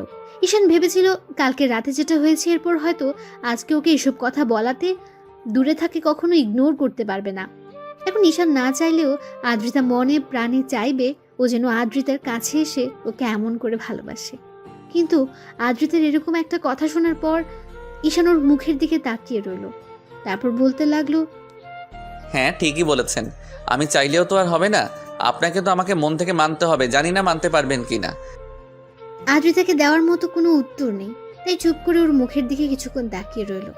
ঈশান বাকিটা বিকাল ব্যালকনিতে দাঁড়িয়ে ফোন চালিয়ে কাটিয়ে দিল। সন্ধ্যা হতেই আদ্রিতার আপু বাসায় আসতে ঈশান গিয়ে ওনার সাথে কিছুক্ষণ কথা বলল। ওরা ঈশানকে অনেকক্ষণ যাবৎ বোঝালো আর বলল আদ্রিতা একটু রাগী, তাই ওকে মেনে নিতে সময় লাগবে। রাতে খাওয়া দাওয়া শেষ করে আবার কিছুক্ষণ আড্ডা দিয়ে ঈশান রুমে আসলো। তারপর খেয়াল করলো আদ্রিতা রুমে এসে শুয়ে আছে। ঈশান বেশ কিছুক্ষণ চুপ করে থেকে তারপর বিছানার একপাশে শুতে আদ্রিতা উল্টো পাশ ফিরে শুলো। আর আদ্রিতা ভাবতে লাগলো ঈশান এরকম কেন করছে। তারপর কিছুক্ষণ যেতে ঈশান নিজে নিজেই বলতে লাগলো, আপনি ওই দিক ফিরে শুয়ে আছেন কেন? আমার দিকে কি একটু তাকাতে পারেন না? নাকি খুব বেশি লজ্জা পাচ্ছেন আপনি? কেন তোমাকে দেখে লজ্জা পেতে হবে কেন? তুমি কি বাঘ নাকি ভাল্লুক যে লজ্জা পেতে হবে? লজ্জা না পেলে তো এভাবে উল্টো দিকে ঘুরে থাকতে না, তাই মনে হচ্ছে আপনি হয়তো লজ্জা পাচ্ছেন। আচ্ছা, সত্যি করে একটা কথা বলেন তো, আপনি ওই দিকে ঘুরে আছেন কেন? আর এখন তো আমি আপনার স্বামী, আপনি আমার কাছে আসতেই পারেন, আর আমি তো আপনাকে কাছে পেতেই পারি, তাই না? ঈশানের এরকম কথাতে আদ্রিতা কিছুক্ষণ চুপ করে রইল। একটা সময় ঈশান একটু এগিয়ে যেতে আদ্রিতা চোখ বড় বড় করে ওর দিকে তাকালো। তখন ঈশান ওকে আলতো করে জড়িয়ে ধরতে আদ্রিতা কেমন যেন নিজেকে ছাড়িয়ে নেওয়ার চেষ্টা করলো। তখন ঈশান বলতে লাগলো, কি হলো, নিজেকে ছাড়িয়ে নিলেন যে? এখন তো আমার অধিকার আছে, যেখানে আমি লজ্জা পাচ্ছি না আপনার থেকে জুনিয়র হয়ে, সেখানে আপনি কেন আমার থেকে দূরে সরে যাচ্ছেন? জানি না, তবে আমার কাছে এগুলো অস্বস্তি লাগছে। আমি এগুলো নিতে পারছি না, জাস্ট অসহ্য লাগছে। তারপরেও তুমি কেন এরকম করছো? আদ্রিতার প্রত্যেকটা কথাতে ঈশান প্রচন্ড পরিমাণে কষ্ট পায়।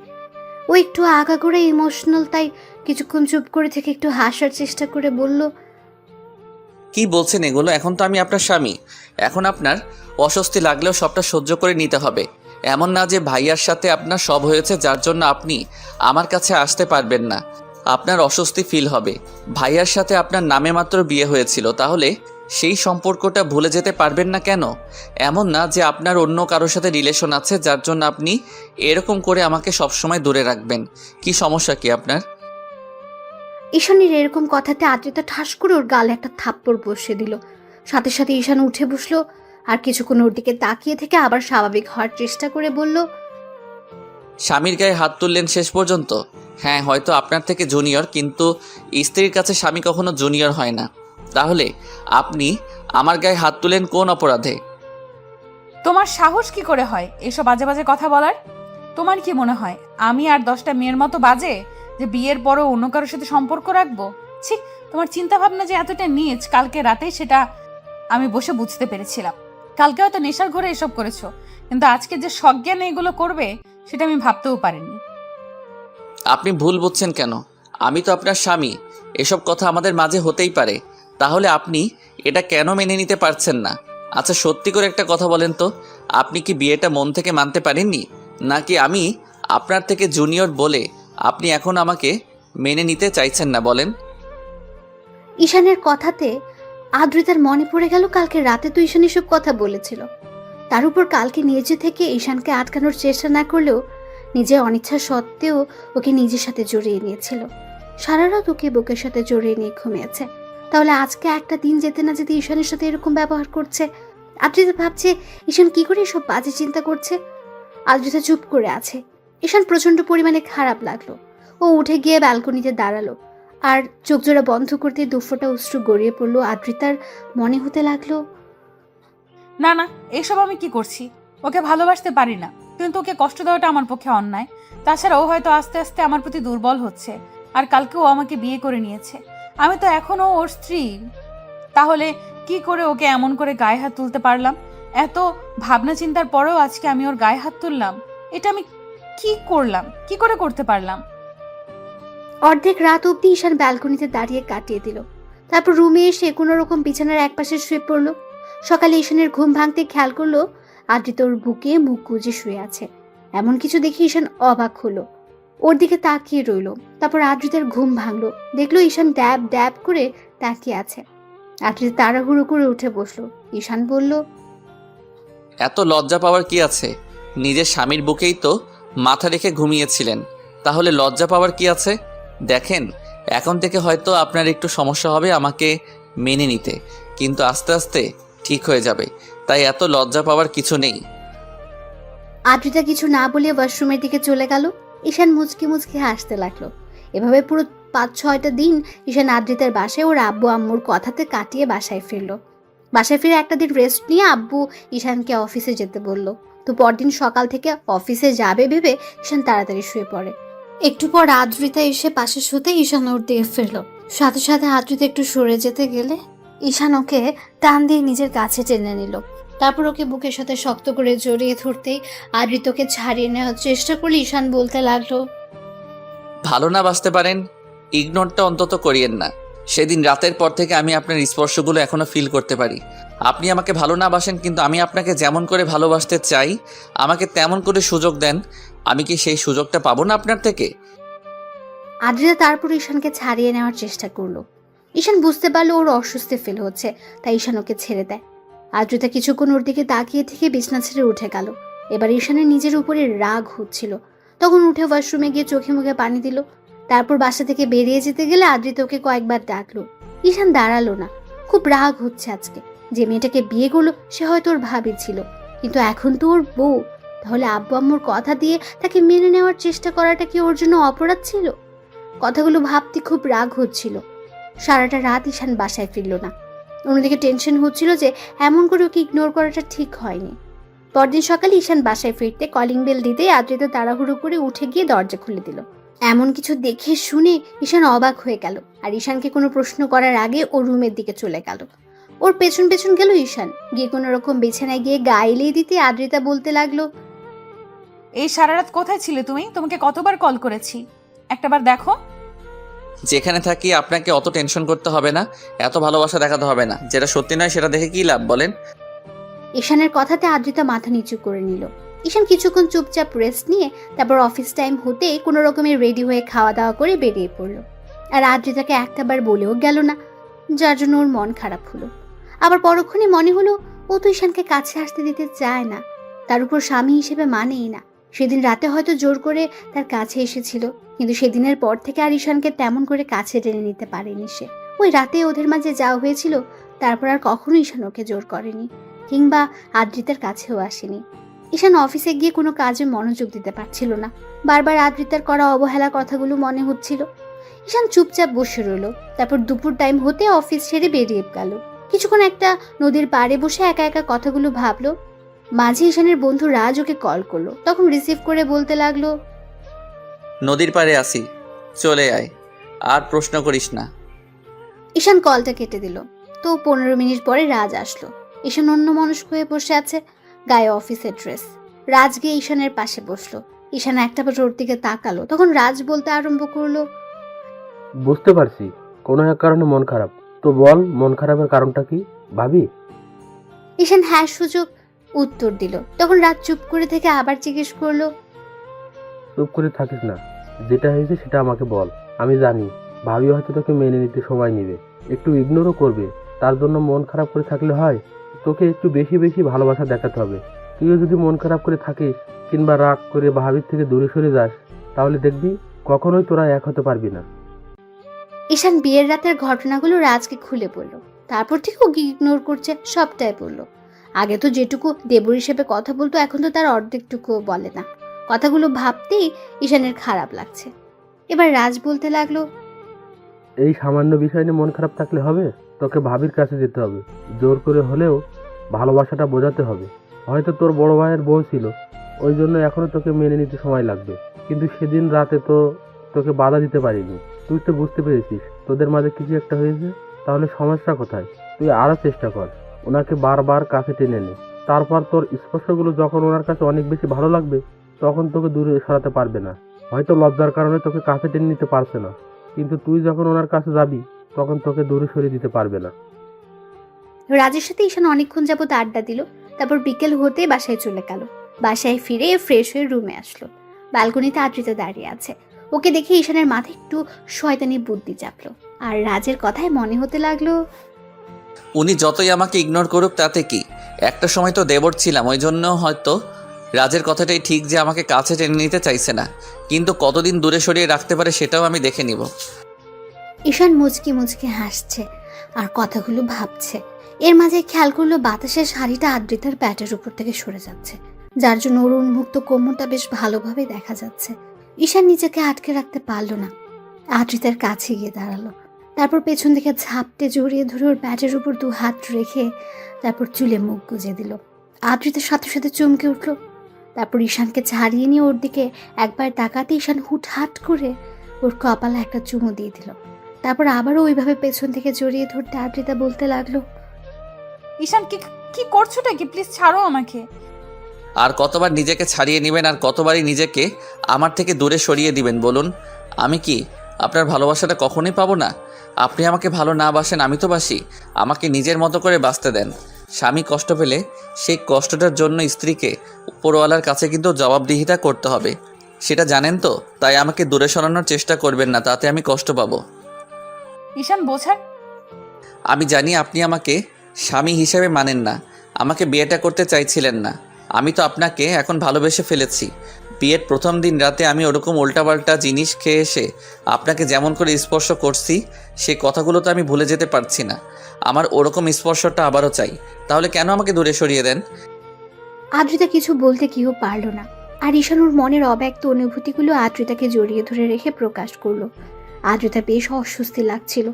ঈশান যেটা বুঝতে পেরে ওকে ছেড়ে দিল আর বলতে লাগলো, একটা কথা কি জানেন তো, এতদিন ভাইয়া ভালোবাসার জন্য আপনি ছটফট করেছেন, আর এখন তার ছোট ভাই আপনাকে ভালোবাসে তো খুব বেশি কাছে পেতে চাইছে, ভালোবেসে উজাড় করে দিতে চাইছে, সেটা আপনার সহ্য হচ্ছে না, সেটা আপনি তুচ্ছ ভাবছেন। কিন্তু যখন খুব বেশি দূরে চলে যাব তখন দেখবেন এই ভালোবাসাটাই আপনার কাছে অমূল্য হয়ে যাবে, খুঁজে পাবেন না আমাকে। এই স্পর্শগুলো তখন মনে করিয়ে দিবে আপনার এই জুনিয়র বর আপনাকে কতটা ভালোবাসতো। ঈশান আদ্রিতার কাছে আসার চেষ্টা করে আরও ঈশানকে এমন করে দূরে সরিয়ে দেয়। তো এভাবে পুরো একটা মাস কেটে গেল। এর মাঝে ঈশান যতবার আদ্রিতার কাছে যাওয়ার চেষ্টা করেছে, আদ্রিতা ততই ওকে ইগনোর করেছে। আর এই একটা মাসে ঈশান বেশ কয়েকবার আদ্রিতার সাথে শারীরিক সম্পর্কে লিপ্ত হয়েছে, কারণ ঈশান এখন কষ্ট পেলেই নেশা করে বাসায় ফেরে, যার জন্য আদ্রিতা ওকে আটকে রাখতে পারে না। আর মিহিও ঈশানের আর আদ্রিতার বিষয়টা বুঝতে পেরে কয়েকবার ঈশানকে ওসব উল্টাপাল্টা ওষুধ খাইয়ে দিয়েছিল। আর ঈশানও সেই মাতলামি করে আদ্রিতাকে জোরপূর্বক ভালোবাসা ভরিয়ে দিয়েছে, যার জন্য আদ্রিতা চাইলেও আর ঈশানকে আটকে রাখতে পারেনি। তো বেশ কয়েকটা দিন পরের ঘটনা, দুপুরের দিকে ঈশান বাসায় আসে, দেখে আদ্রিতা কার সাথে যেন হেসে হেসে কথা বলছে। ঈশান বেশ কিছুক্ষণ ওর সাথে কথা বলার চেষ্টা করলে যখন আদ্রিতা কোনো রেসপন্স করছিল না, তখন ঈশানের বেশ খারাপ লাগলো। অন্যদিকে আদ্রিতা জানে ঈশানকে যদি একটু সুযোগ দেয় তাহলে ও দুষ্টুমি করতে শুরু করবে। এমনিতেই তো আর ঈশান অফিস থেকে ফিরে আসেনি, তাই আদ্রিতা ঈশানকে কোনো পাত্তা দিল না। ওর প্রচণ্ড পরিমাণ রাগ হয়ে গেল, কন্ট্রোল করতে না পেরে টেবিলের উপরে থাকা একটা কাচের গ্লাস নিয়ে দেওয়ালে ছুঁড়ে মারল, তারপর বাসা থেকে বেরিয়ে গেল। ঈশানের এরকম রাগান্বিত চেহারা দেখে আদ্রিতা ভয় পেয়ে গেল। ঈশানের প্রচণ্ড পরিমাণে খারাপ লাগলো, ভাবলো যে মানুষটাকে এত বেশি ভালোবাসে সে ওকে এরকম করে ইগনোর করছে। তো সারাটা দিন ঈশান আর বাসায় ফিরল না। রাত 12টার দিকে যখন মাতাল অবস্থায় বাসায় ফিরলো, তখন দরজা খুলতে ঈশান খেয়াল করলো আম্মু, আব্বু, মিহি আর আদ্রিতা ডাইনিং রুমে বসে আছে। ঈশান ডুলতে ডুলতে রুমের দিকে যেতে গেলে আদ্রিতা ওর কাছে আসলো, তারপর ওকে ধরতে গেলে ঈশান বলল, একদম আমাকে ছোবেন না, কোনো ভালোবাসা দেখাতে হবে না। আপনি আমাকে ভালোবাসেন না, এখন আব্বু আম্মুর সামনে ভালোবাসা দেখাতে হবে না। আপনি চাইলে বাড়ি চলে যেতে পারেন, আমি আর আপনাকে ডিস্টার্ব করব না। ঈশানের এরকম কথা শুনে আব্বু, আম্মু আর মিহির বুঝতে বাকি রইল না আদ্রিতা এখনো ঈশানকে মেনে নিতে পারেনি, যার জন্য ঈশান প্রায় ড্রিঙ্কস করে আসে। মিহি বিষয়টা খেয়াল করে কয়েকবার আব্বু আম্মুকে বললো, ওরা বিশ্বাস করেনি। কিন্তু আজকে স্বচক্ষে দেখার জন্য ওরা ডাইনিং রুমে বসেছিল। ঈশানের মুখ থেকে এমন কথা শুনতে আদ্রিতা মাথার নিচু করে ফেলল। আব্বু আম্মু ভেবেছিল আদ্রিতা হয়তো বিয়েটা মেনে নিয়েছে, কিন্তু এখনো যে ঈশানকে এত বেশি ইগনোর করে সেটা ভাবতেও পারিনি। ঈশান পড়ে যেতে নিলে আদ্রিতা আবার ওকে ধরতে লাগলো। ঈশান ওকে ছাড়িয়ে নিল আর বলতে লাগলো, একদম ছোবেন না আমাকে, আপনি আমাকে একটু ভালোবাসেন না, দরকার নেই আর আপনার ভালোবাসার। কেন বিয়ে করেছিলেন আমাকে? আমি তো অন্য একটা মেয়েকে বিয়ে করতে পারতাম, তাকেও অনেক ভালোবাসতে পারতাম। তাহলে কেন আপনি আমার লাইফে আসলেন? যেদিন থেকে আপনার সাথে বিয়ের কথা চলছে সেদিন থেকে আমি আপনাকে নিয়ে ভাবতে ভাবতে ভালোবেসে ফেলেছি, শুধু আপনাকে বোঝাতে পারলাম না কতটা ভালোবাসি। ঈশান, তুমি ড্রিঙ্কস করেছো? প্লিজ রুমে চলো, দেখো উল্টাপাল্টা কথা বলো না, আমি তোমাকে সবটা বুঝিয়ে বলবো। কি বোঝাবেন আপনি আমাকে? কিচ্ছু বোঝাতে হবে না। আপনি আমাকে যতটা পিচ্চি মনে করেন আমি অতটাও পিচ্চি নই। আমি আপনার বর, সবটাই জানি। স্বামীর ভালোবাসাটা আমি আপনাকে দিয়েছি, আর আপনি আমাকে বারবার দূরে সরিয়ে দিয়েছেন। দরকার নেই আর আমাকে এরকম করে সাহায্য করার। অনেক দয়া করেছেন আমার উপর, আর করতে হবে না। আপনি কালকে বাসায় চলে যাবেন আমার সাথে, আর আমার পরিবারের সাথে আপনাকে থাকতে হবে না। ঈশান কথাগুলো বলে নিজেকে ছাড়িয়ে নেওয়ার চেষ্টা করলো। আদ্রিতা জোরপূর্বক ওকে রুমে নিয়ে শুয়ে দিতে গেলেই ঈশান হঠাৎ করে ওকে জড়িয়ে ধরলো। আদ্রিতা টাল সামলাতে না পেরে ঈশানকে নিয়ে বিছানায় পড়ে গেল। ঈশান উপরে আর আদ্রিতা নিচে। দুজনে বিছানায় পড়তে আদ্রিতার ঠোঁটের সাথে ঈশানের ঠোঁট জোড়া লেগে গেল। ঈশান আদ্রিতার মিষ্টি ঠোঁটের ছোঁয়া পেতে রেসপন্স দিতে আরম্ভ করলো। আদ্রিতা নিজেকে ছাড়িয়ে নেওয়ার চেষ্টা করলে ঈশান ওকে নিজের সাথে আরো শক্ত করে চেপে ধরে কেস করতে আরম্ভ করলো। তারপর আস্তে আস্তে পুরো আদর করে ভরিয়ে দিতে লাগলো। আর বাকি রাতটা জুড়ে আদ্রিতার অনিচ্ছা সত্ত্বেও ঈশান ওকে ভালোবাসা আর আদরে আদরে ভরিয়ে দিল।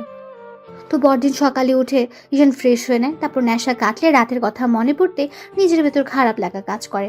যে মেয়েটা ওকে ভালোবাসতে পারবে না তার সাথেও জোর করে এসব করে ফেলে বারবার। ঈশানের ইচ্ছে হয় না আদ্রিতার ইচ্ছের বিরুদ্ধে এসব করতে, কিন্তু আবার কখনো খুব বেশি রাগ হলে আদ্রিতাকে জোর করে কাছে টেনে নেয়, কারণ ঈশানের বন্ধুরা ওকে তেমনটাই বলেছে, যার জন্য ঈশান আর থাকতে পারে না।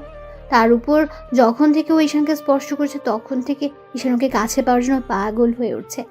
তো আদ্রিতা মুখ ভার করে রুমে বসে আছে, তখন ঈশান এসে ওর পাশে বসলো। তখন আদ্রিতা একবার ওর দিকে তাকালে ঈশান বলতে লাগলো, কালকে রাতের জন্য সরি। আর শুধু কালকে রাত নয়, আপনার লাইফটাকে এভাবে নষ্ট করে দেওয়ার জন্য আমি সরি। হয়তো সরি বলাটা এসবের জন্য অনেক কম। আসলে আমি বুঝতে পারিনি আপনি এতগুলো দিনেও আমাকে মেনে নিতে পারবেন না, হয়তো আর কখনো মানতে পারবেন না। আচ্ছা, আপনি একটা কাজ করতে পারেন, বাসায় চলে যেতে পারেন। এখানে থাকলে তো আমি আপনাকে প্রতিনিয়ত টর্চার করব। এখন সজ্ঞানেই বলছি, আপনি বাসায় চলে যান। আর আমি কখন আপনার সাথে কি করে ফেলি তার ঠিক নেই। আর যেটা হয়েছে তার জন্য আমি আপনার কাছে মাফ চাইছি। প্লিজ আপনি এগুলো মনে রাখবেন না। ঈশান কথাগুলো বলে বাসা থেকে বেরিয়ে গেল। আব্বু আম্মু মিহি নিচে বসেছিল। ঈশানকে বেরিয়ে যেতে দেখে মিহি বারবার ওকে ডাকলো, তারপরও ঈশান শুনলো না। তো পুরোটা দিন ঈশান বাইরে কাটিয়ে বাসায় আসলো। তারপর আসতে দেখলো আদ্রিতা বাসাতে নেই, যার জন্য ঈশান একবার আব্বু আম্মুকে জিজ্ঞেস করতে গিয়েও জিজ্ঞেস করলো না। তারপর খাবার খেয়ে টেবিলে গিয়ে বসতে আম্মু কিছুক্ষণ ওর মুখের দিকে তাকিয়ে রইল। আজকে ঈশান সন্ধ্যার দিকেই বাসায় ফিরে এসেছে। সবাই ওর দিকে তাকিয়ে আছে দেখে বলতে লাগলো, এমন করে তাকিয়ে থাকার কি আছে? আমি কোনো এলিয়েন নাকি যার জন্য তোমরা এমন করে তাকিয়ে আছো? তো এভাবে 4-5টা দিন কেটে গেল। ঈশান এই কয়েকটা দিন আর আদ্রিতাকে কলও করলো না আর ওকে আনতেও গেল না। অন্যদিকে আদ্রিতা এখন মন খারাপ করে বসে থাকে। আদ্রিতা কয়েকটা দিন ধরে ভেবেছে ঈশানকে কেন মানতে পারছে না। ও পুরো একটা দোটানার মধ্যে আছে। তো এভাবে আরো কয়েকটা দিন কেটে যেতে ঈশান সিদ্ধান্ত নিল ব্যবসার কাজে বাইরে চলে যাবে। কয়েকটা দিন বাইরে থেকে ঘুরে আসলে হয়তো আদ্রিতার মায়াটা কাটাতে পারবে। কারণ ওকে যতবার স্পর্শ করেছে সেই স্পর্শগুলো ঈশানের মনে গেঁথে গেছে। তাই ঈশানের বেহায়া মনটা বারবার আদ্রিতার কাছে ছুটে যাচ্ছে। কিন্তু তারপরও নিজেকে আটকে রাখে। খুব বেশি কষ্ট হয় যাকে ভালোবাসে তাকে ছেড়ে দূরে থাকতে। কারণ মানুষটাকে বড্ড বেশি ভালোবেসে ফেলেছে সে। ওদের মাঝে আগে কি সম্পর্ক ছিল, বিয়ের আগে ওরা কি কাকে কেমন ভাবে দেখেছে সেটা নিয়ে ঈশান ভাবে না। ঈশান আদ্রিতাকে ভালোবাসে, সেটা ওর কাছে শেষ কথা। যেই ভাবা সেই কাজ। ঈশান মনে এক প্রকার আকাশ সমান কষ্ট নিয়ে 2 দিন পরে ব্যাংককের উদ্দেশ্যে রওনা দেয়। তারপরে সেখানে প্রায়ই 1 মাস ব্যবসার বাহানা দিয়ে পড়ে রইল। এর মাঝে আদ্রিতার সাথে ঈশানের কোনো কথা হয়নি, না ঈশান ওর সাথে কোনো কথা বলার চেষ্টা করেছে। অবশ্য কয়েকবার বাসা থেকে জিজ্ঞেস করেছে আদ্রিতার সাথে কথা হয়েছে কিনা। ঈশান ততবার বিষয়টা এড়িয়ে গেছে। ঈশান এখন আর চায় না যে মেয়েটা ওকে ইগনোর করে, ওকে বোঝার চেষ্টাও করে না, তাকে নিয়ে অন্তত আর ভাবতে। দিনে কাজে ব্যস্ত থাকায় হয়তো আদ্রিতার কথাগুলো মনে পড়ে না, কিন্তু প্রত্যেক রাতে ওর মনে পড়ে যায়। সেদিন রাতেও ঈশান আদ্রিতাকে স্পর্শ করেছিল। কথাগুলো ভাবলেই বুকের ভেতরটা মুচড়ে যায়। এভাবে পুরো 1.5 মাস ঈশান ব্যাংককে কাটিয়ে তারপর সব কাজ শেষ করে বাসায় ফেরল। আর ওদের বিয়ে হয়েছে প্রায় 3টা মাস কেটে গেছে। তো সেদিনের পর থেকে আদ্রিতা ঈশানের সাথে কোনো যোগাযোগ করার চেষ্টাও করেনি, আর খোঁজখবর সেটা তো দূরে থাক। ঈশান মাঝে মধ্যে খেয়াল করেছে আদ্রিতা অনলাইনে অ্যাক্টিভ আছে, তারপরও আর ওকে কোনো মেসেজ করেনি। অন্যদিকে আদ্রিতা ঈশানকে নিয়ে ভাবে না, সেটা ঈশান খুব ভালো করেই বুঝে গেছে। বাসায় আসার পর যখন আব্বু আম্মু জিজ্ঞেস করছিল আদ্রিতার সাথে কথা হয়েছিল কিনা, তখন ঈশান বলেছিল, আম্মু সবেমাত্র বাসায় আসলাম আর এসব কথা জিজ্ঞেস করতে শুরু করে দিয়েছো? এমন না যে তোমরা বিষয়টা জানো না, তাহলে এত কেন জিজ্ঞেস করতে হবে? আব্বু, তুই এভাবে কথা বলছিস কেন? আমি তো শুধু জিজ্ঞেস করলাম মাত্র, আর তুই রেগে যাচ্ছিস কেন? দেখো আম্মু, আমি রাগ করছি না। এটা সামান্য বিষয়, যার সাথে আমার পুরো 2টা মাস যাবত যোগাযোগ নেই, তার সম্পর্কে আমি কি করে বলবো? তোমরাও তো একটাবার খোঁজ খবর নিয়ে দেখতে পারতে নাকি? আমার মতো রাগ করে খোঁজ খবর নেওয়াটা বন্ধ করে দিয়েছো। সবাই চুপ করে আছে, তাই ঈশান কথা না বাড়িয়ে রুমে চলে গেল। তারপর ফ্রেশ হয়ে রেস্ট নিতে লাগলো। এভাবে আরো কয়েকটা দিন কেটে গেল। ঈশান অফিসে বসে আছে, এর মাঝে আদ্রিতার বাসার নম্বর থেকে কল আসলো। বেশ কিছুক্ষণ বাজার পর ঈশান রিসিভ করলো। ওপাশ থেকে আদ্রিতার আম্মু বলতে আরম্ভ করলো, আব্বু কোথায় তুমি? কেন আম্মু, কোনো সমস্যা হয়েছে? আপনি এভাবে কথা বলছেন কেন? আপনার কণ্ঠটা কেমন যেন শোনাচ্ছে। কোনো সমস্যা হয়েছে আমাকে বলেন। আব্বু, তোমার বউ তো মাথা ঘুরে পড়ে গেছে, একটু আসতে পারবে তুমি? আদ্রিতার সম্পর্কে এরকম কথা শোনার সাথে সাথে ঈশানের বুকের ভেতরটা মোচড় দিয়ে উঠলো। ঈশান উঠে দাঁড়ালো আর বলতে আরম্ভ করলো, আম্মু কী সব বলো? কখন হয়েছে আর কিভাবে হলো? ও এখন কেমন আছে? এখন ভালো আছে। ডক্টর ইনজেকশন পুশ করে দিয়েছে আর বলেছে ও প্রেগনেন্ট। তুমি কি একটু আসতে পারবে আব্বু? আদ্রিতা প্রেগনেন্ট কথা শোনার সাথে সাথে ঈশানের হাত থেকে ফোনটা পড়ে গেল। ওর চোখ দিয়ে টপ টপ করে পানি পড়তে আরম্ভ করলো। ঈশান চেয়ারটায় বসে পড়লো। অন্যদিকে আদ্রিতার আম্মু ঈশানের কোনো রেসপন্স না পেয়ে কলটা কেটে দিলেন। ঈশান 5 মিনিট পরে তাড়াহুড়ো করে অফিস থেকে বেরিয়ে গেল। তারপর আব্বু আম্মুকে ফোন করে দিতে ওরা বিষয়টা জানতে পেরে অনেক খুশি হলো। আধা ঘন্টার মধ্যে ঈশান আদ্রিতার বাসায় আসতেই দৌড়ে ওর রুমে গেল। আদ্রিতা বিছানায় আতশোয়া হয়ে বসে আছে। ঈশানকে দাঁড়িয়ে থাকতে দেখে আদ্রিতার আম্মু রুম থেকে বেরিয়ে গেলেন। ঈশান গুটি গুটি বায়ে গিয়ে আদ্রিতার সামনে দাঁড়ালো। আদ্রিতা একবার ওর দিকে তাকিয়ে লজ্জা পেয়ে মাথাটা নিচু করে নিল। লজ্জায় আদ্রিতার গালগুলো লাল বর্ণ ধারণ করেছে। আদ্রিতা একদম জড়সড় হয়ে গেছে ঈশানকে দেখে, আর চোখগুলো কেমন যেন বন্ধ করে নিয়েছে। ঈশানের সেদিকে কোনো খেয়াল নেই। ও তাড়াহুড়ো করে আদ্রিতার সামনে বসলো। আদ্রিতা কিছু বুঝে ওঠার আগেই ঈশান ওর একটা হাত 2 হাতের মুঠোয় নিল। আদ্রিতা ভাবলো ঈশান হয়তো এখন ওকে বুকের সাথে জড়িয়ে ধরবে কিংবা হাতে চুমু দেবে, কিন্তু ঈশান ওর ধারণাটা ভুল করে দিল। এখন কেমন আছো? ঈশানের কথাতে আদ্রিতা ওর দিকে তাকালো। খেয়াল করলো ঈশানের চোখে পানি টলমল করছে। লজ্জায় আদ্রিতা মাথা নেই। হ্যাঁ সূচক উত্তর দিতে ঈশান আবার বলতে লাগলো, জানি আমার সাথে কথা বলার কোনো ইচ্ছা আপনার নেই, কিন্তু দেখো আমি তো কোনো অন্যায় করিনি, তোমাকে ভালোবেসেছি। আর এই বেবিটা তো তোমার আমার দুজনেরই, তাই না? আমি বুঝতে পারছি না কি বলবো। এই সিচুয়েশনে আমার না খুব কষ্ট হচ্ছে আর প্রচণ্ড পরিমাণ ভয়ও লাগছে। মনে হচ্ছে তুমি বেবিটা নিয়ে খুশি নও। ঈশানের এরকম কথা শুনে আদ্রিতা অসহায়ভাবে ওর দিকে তাকালো। তখন ও আবার বলতে আরম্ভ করলো, আচ্ছা, রাগ অভিমান যদি তোমার আমার উপর থাকে সেটা আমার উপর দেখিও, তারপরও ভুলেও এই বেবিটার কোনো ক্ষতি করো না। ও তো আমার একার বেবি নয়, বলো, তোমারও। তাই প্লিজ ওর কোনো ক্ষতি করো না। আর আমি কথা দিচ্ছি, তুমি ওকে যদি রাখতে না চাও তাহলে ও পৃথিবীতে আসার সাথে সাথে আমি তোমার কাছ থেকে ওকে নিয়ে অনেক দূরে চলে যাব। তারপর আমার বেবিটার কোনো ক্ষতি করো না প্লিজ। ঈশান কথাগুলো বলেই কান্না করে দিল। ওর চোখ দিয়ে অনবরত পানি পড়ছে। আদ্রিতা ভাবতেও পারিনি এমন একটা দিনে ঈশান এমন একটা কথা বলবে। ওর এমন কথা শুনে আদ্রিতা অবাক হয়ে গেল। তারপর বলতে আরম্ভ করলো, ঈশান, এসব কি বলছো তুমি? আমি বেবির ক্ষতি করে দিব মানে? তুমি আমাকে এতটা বাজে ভাবতে পারছো? ছি, তুমি এসব কি করে বলতে পারছো? আপনি তো আমাকে স্বামী হিসেবে মানেন না, এই বিয়েটাকেই মানেন না। আজকে 3টা মাস হয়ে যাচ্ছে, আপনি একটাবার নিজে থেকে আমার খোঁজ খবর নেননি। 2টা মাস হয়ে গেল আমাদের মাঝে কোনো যোগাযোগ নেই। আমি জানি আপনি আমাকে স্বামী হিসেবে মানতে পারেননি, ওই জন্য আমার থেকে দূরে সরে থাকার চেষ্টা করছেন। আমি একবার বলতে আপনি বাসায় চলে আসছেন, কিন্তু দেখেন 1টা মাস তো আমার সাথে ছিলেন। আর এই বেবিটা যে আমার, আমি এটা খুব ভালো করে জানি। তাছাড়া আপনি যে ওকে মন থেকে মানতে পারবেন না সেটা আমার জানতে আর বাকি নেই। তাই প্লিজ অন্তত ওর কোনো ক্ষতি করিয়েন না। ছি ঈশান, তুমি এসব কি বলতে চাইছো? তোমাকে আমি মেনে নিতে পারিনি কিংবা বিয়েটা মন থেকে মানতে পারিনি, তার জন্য আমাদের বেবিটাকে আমি নষ্ট করে দিব? ওকে আমি কষ্ট দিব? তুমি এতটা বাজে আমাকে ভাবতে পারলে? না মানে আসলে আমি ভেবেছিলাম আপনি এই বেবিটা। ঈশান কথাটা শেষ করার আগে আদ্রিতা ওর মুখটা হাত দিয়ে আটকে দিল আর কান্না করে দিয়ে বলতে লাগলো, প্লিজ ঈশান, আর এরকম বাজে কথা বলো না। এইসব বললে আমার খারাপ লাগছে। তুমি এতটা বাজে আমাকে ভাবতে পারছো? ছি, আমার ভাবতেই অবাক লাগছে। তুমি আমার স্বামী হয়েও আমাকে এরকম একটা কথা বলতে পারছো? আমি তো তোমার অপেক্ষাতে ছিলাম, ভেবেছিলাম তুমি এসে আমাকে এখান থেকে নিয়ে যাবে। আমি যোগাযোগ করতে পারছিলাম না, রাগ করে ফোনটা ভেঙে দিয়েছিলাম, কারণ তুমি আমাকে এত ভালোবাসার পরেও তোমার ভালোবাসাটা আমি বারবার দূরে সরিয়ে দিয়েছিলাম। আমি 1 মাস যাবৎ শুধু তোমাকে নিয়েই ভেবেছি। ভাবতে ভাবতে তোমার প্রতি আমার ভালোবাসার সৃষ্টি হয়েছে। তারপর যখন তোমার ভালোবাসাটা বুঝতে পারলাম, তখন বাসায় বারবার কল করেছিলাম, কিন্তু তোমার কথা ভয়ে ওদেরকে বলতে পারিনি যে ওরা হয়তো আমার উপর রাগ করবে। এমনিতেই সবটা জানার পর ওরা আমার সাথে কথা বলতো না। একটা বার কেউ আমাকে নিতে আসেনি। হ্যাঁ, এইটা আমার দোষ। তাই বলে এরকম না যে আমি তোমাকে মানতে পারিনি বলে আমার বেবিটাকেও মানতে পারবো না।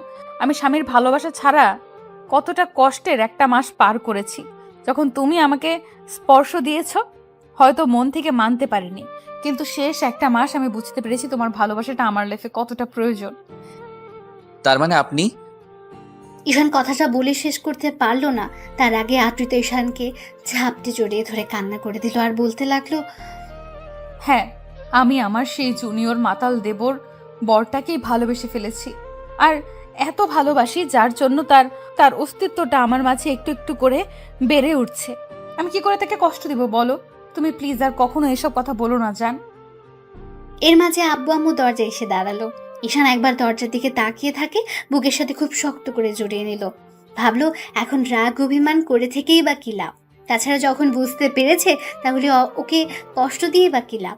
তার উপর যদি এখন এসব কিছু বলে তাহলে আব্বু আম্মু এ নিয়ে কথা বাড়াবে, তাই ঈশান ওকে জড়িয়ে ধরে বলতে লাগলো, সরি পাগলি বউ, ভুল করেছি তোমাকে কষ্ট দিয়ে, এসব আর কখনো বলবো না।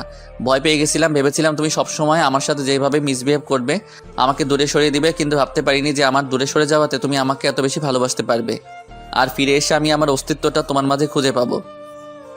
ঈশান কথাটা বলে শেষ করতে পারলো না।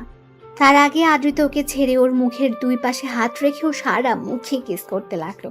আব্বু আম্মু ওদের দিকে তাকিয়ে ওদের দেখে মুচকি মুচকি হাসছে। তখন ঈশান বলতে আরম্ভ করলো, এই পাগলি কি হচ্ছে এগুলো?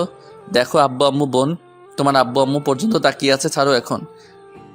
ঈশানের এরকম কথা শুনে আদ্রিতা দরজার দিকে তাকিয়ে পুরো লজ্জায় লাল হয়ে গেল। তারপর ঈশানের বুকে মুখ গুজে দিয়ে ওকে ঝাপটে জড়িয়ে ধরলো। ঈশান একটু ইশারা করতে মিহি বলতে লাগলো, আব্বু আম্মু আঙ্কেল আন্টি এখন চলো আমরা এখান থেকে যাই, এখানে থাকাটা ভালো হবে না, ওদের একটু একা থাকতে দেই। তো 5 বছর পরের ঘটনা। ঈশান ব্যালকনিতে দাঁড়িয়ে আছে, এর মাঝে কেউ একজন এসে ওর একটা হাত ধরে বলতে লাগলো, বাবাই বাবাই মামুনি কি রুমে আছে? কারো আধো আধো কণ্ঠে কথা শুনে ঈশান খেয়াল করলো তন্নি গুটি গুটি বাই ওর দিকে এগিয়ে আসছে। ঈশান পিছিটা সামনে হাঁটু কেটে বসে ওর গালটা টেনে দিয়ে কপালে একটা চুমু দিয়ে বলতে লাগলো, কেন মামুনি, কি হয়েছে? তুমি তোমার মামুনিকে খুঁজছো কেন? না মানে আমি না একটা কথা শুনেছি জানো তো বাবাই। কি কথা আমার পিচ্চি পরিটা? আমি বলবো কিন্তু তুমি মামুনিকে বলবে না কেমন? না হলে মামুনি আমাকে বোকা দেবে। আচ্ছা বলো, বলবো না, তুমি আমাকে বলো। বাবাই আমি শুনেছি আম্মু নাকি তোমার থেকে সিনিয়র। ঈশান তন্নির কথাতে একটা মুচকি হাসি দিয়ে ওর গালে একটা পাপ্পি দিয়ে ওর গলাটা জড়িয়ে ধরতে ঈশান ওকে আলতো করে জড়িয়ে ধরে বলতে লাগলো, হ্যাঁ মামুনি, সেটা ঠিক আছে, কিন্তু তোমাকে এসব কথা কে বললো? মামুনি যেদিন বলেছিল আর তোমাকে বলতে বারণ করেছিল, ওই জন্য আমি বারণ করলাম যেন মামুনিকে তুমি না বলো। বাবা মেয়ে মিলে এখানে লুকিয়ে কথা বলা হচ্ছে শুনি? কি কথা বলা হচ্ছে শুনি? আমাকে রেখে কি সব বলা হচ্ছে? বাবা চুপ করো, মামুনি এসে গেছে, কখনো কিন্তু এসব বলবে না, আর যদি বলো তাহলে বলবো আমি এগুলো বলিনি, কেমন? তন্নি আব্বুকে ছেড়ে দিয়ে দৌড়ে চলে গেল আর আদ্রিতা ওর দিকে তাকিয়ে রইল। এবার ঈশান উঠে এসে ওর সামনে দাঁড়াতে আদ্রিতা ঈশানের চোখে চোখ রাখলো। ও আদ্রিতার দিকে ড্যাব ড্যাব করে তাকিয়ে আছে দেখে বলল, এই এমন করে তাকিয়ে কি দেখো শুনি? কথা শেষ করতে পারলো না। ঈশান ওর কোমর জড়িয়ে ধরে নিজের সাথে মিশে নিল। তখন আদ্রিতা একটা রাগী মুড নিয়ে বলল, এই তোমার মতলব কি? এই ভর দুপুরে কি শুরু করলে আবার? এমন করে তাকিয়ে আছো কেন তুমি? আমার বউটাকে দেখছি, তাতে তোমার কি? আর এমন করে তোমাকে কেন কাছে টেনে নিচ্ছি বুঝতে পারছো না? এখন আমার আদর আদর পাচ্ছে। আর তন্নি সেদিন বলছিল ওর পুচকে একটা ভাই আসবে কবে, সেজন্য ভাবছিলাম যে খুব শীঘ্রই ওর ভাইটাকে আনার ব্যবস্থা করব। আদ্রিতা রাগ করবে কি ঈশানের এরকম কথাতে লজ্জায় পুরো লাল হয়ে গেল। তারপর হঠাৎ ওর বুকে মুখ লুকিয়ে বলতে লাগলো, তুমি না ফাজিল একটা, খালি এইসব বলে লজ্জা দাও। তার উপর জানো এসব বললে আমার প্রচন্ড পরিমাণে লজ্জা লাগে, আর তুমি সেগুলোই করো। তোমাকে লজ্জায় ফেলতে তো আমার ভালোই লাগে। লজ্জায় তো যখন তোমার লাগে তখন তোমার গালগুলো টমেটো মতো লাল হয়ে যায় না, তখন তোমাকে আদর করতে বেশ লাগে। যা দুষ্টু, তোমার শ্রোতাদের সামনে কি সব উল্টাপাল্টা বলো? তুমি না আসলেই অনেকটা দুষ্টু আর লুচু একটা। তাহলে তো লুচুগিরিটা করেই দেখাতে হয়। এই না, উল্টাপাল্টা কিছু করবে না কিন্তু এখন। কে শুনে কার কথা? ঈশান হুটহাট করে আদ্রিতাকে ছাড়িয়ে নিয়ে হ্যাচকা টান দিয়ে কোলে উঠিয়ে নিল। আদ্রিতা ওর গলাটা জড়িয়ে ধরতে ঈশান ওর দিকে ঠোরজোড়া এগোলো। আদ্রিতা ওর শার্টের কলার আঁকড়ে ধরে ও ঠোঁটের সাথে ঠোরজোড়া মিলিয়ে দিল। এই যে আপনারা কি দেখছেন, গল্পের প্রথমেই অনেক রোম্যান্টিক সিন দেখে নিয়েছেন, এখন আর দেখতে হবে না। আশা করি পরবর্তী গল্পে দেখা হচ্ছে। ততদিন পর্যন্ত সুস্থ থাকবেন, ভালো থাকবেন আর আপনজনের সাথে থাকবেন। ভালোবাসাটা কি আগলে রাখবেন। ধন্যবাদ। আল্লাহ হাফেজ।